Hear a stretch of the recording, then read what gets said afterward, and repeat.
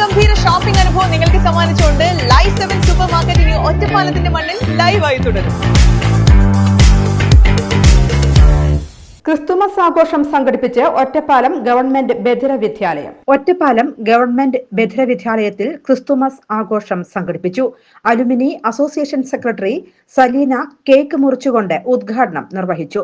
പ്രധാന അധ്യാപിക മിനി കുമാരി, മുൻ ward councillor Manikandan, LSN convent sisters Shelba, Nancy, alumni association ഭാരവാഹികൾ എന്നിവർ പങ്കെടുത്തു. കുട്ടികളുടെ വിവിധ കലാപരിപാടികൾക്ക് ശേഷം സമ്മാനങ്ങൾ കൈമാറുകയും ചെയ്തു.